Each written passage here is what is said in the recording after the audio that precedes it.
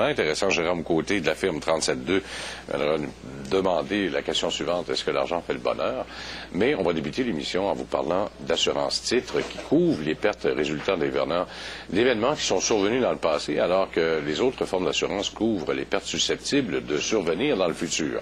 Alors, on va regarder de plus près les avantages de cette assurance pour les transactions immobilières commerciales, mais ça existe aussi pour les immobiliers dans le domaine personnel.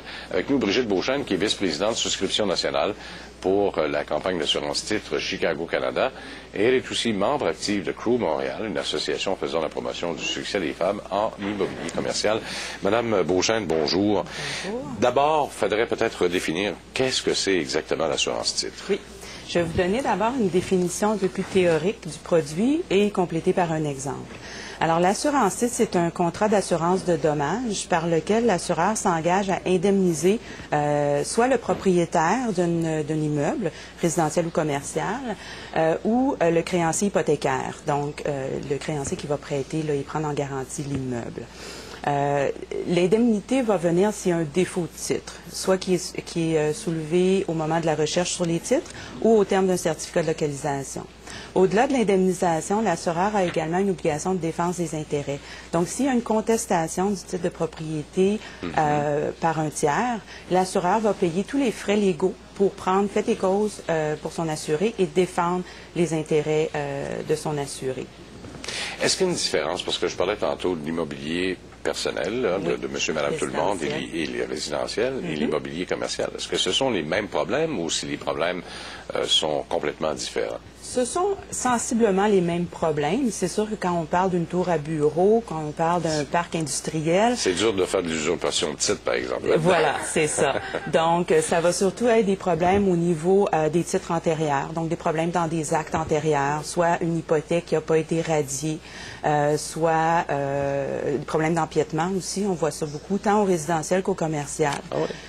Oui, la non-conformité aux règlements municipaux. Si je reviens à l'empiètement, ça peut être soit une piscine creusée ou une structure qui empiète dans une servitude d'utilité publique ou qui empiète sur le lot voisin, donc chez le voisin.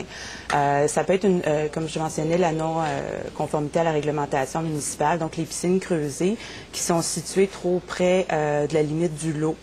C'est dérogatoire à la réglementation municipale. Donc, dans la mesure où la municipalité va venir cogner à la porte et dire vous devez déplacer ou enlever votre piscine, déplacer la structure ou enlever la piscine creusée, bien l'assurance titre va va payer pour enlever la structure et régulariser la situation auprès de la municipalité. Et ça se fait pour le nouvel acheteur. C'est pas si moi je décide demain matin, comme propriétaire d'un immeuble, de faire creuser une piscine, de l'installer, etc. Mais normalement, il doit y avoir de l'inspection quelque part là-dedans qui se fait, là. Oui, c'est sûr que le notaire va faire une vérification au niveau des titres de propriété. Il va y avoir souvent un certificat de localisation, donc on va être en mesure de vérifier si tout est conforme.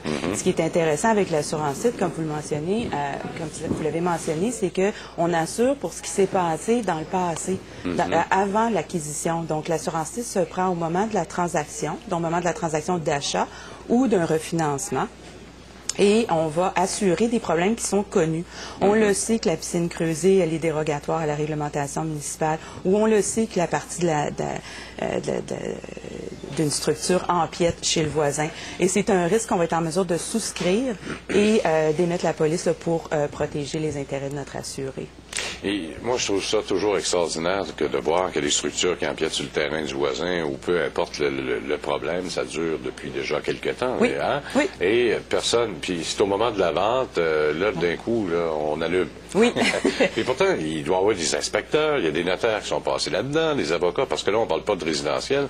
Habituellement, ça se fait par avocat interposé, par notaire interposé. Oui.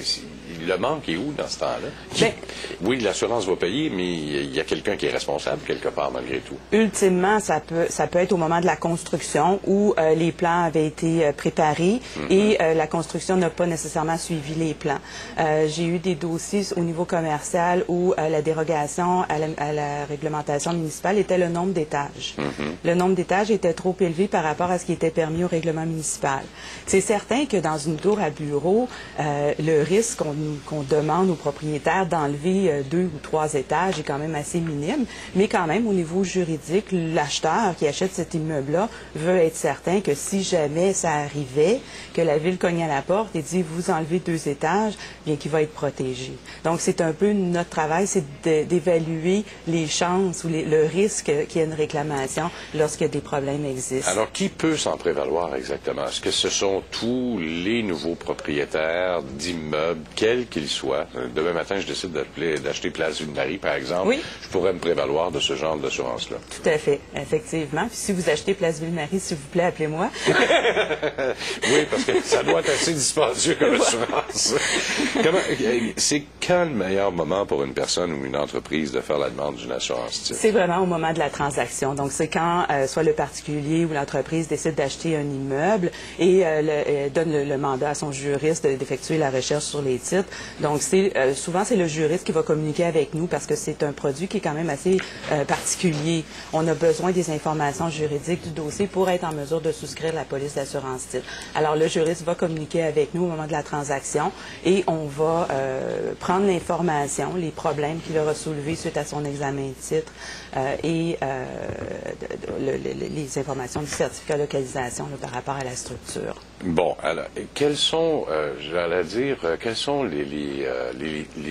litiges qui sont les plus nombreux? Les lots mal subdivisés ou les choses comme ça? Oui, j'avais préparé 3 exemples, un peu de couverture. Oui.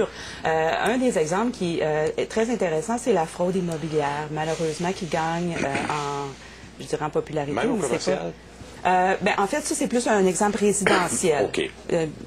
On travaille beaucoup en commercial, mais je pense que c'est important de le mentionner, étant donné qu'on fait les deux, résidentiel et commercial. Donc, en matière résidentielle, la fraude immobilière, on va protéger le propriétaire d'une maison contre l'usurpation d'identité. Donc, un tiers qui usurpe l'identité d'une personne qui a remboursé son hypothèque, que tout va bien, et là, elle reçoit un appel de la banque disant « Vous êtes en retard sur vos versements hypothécaires ».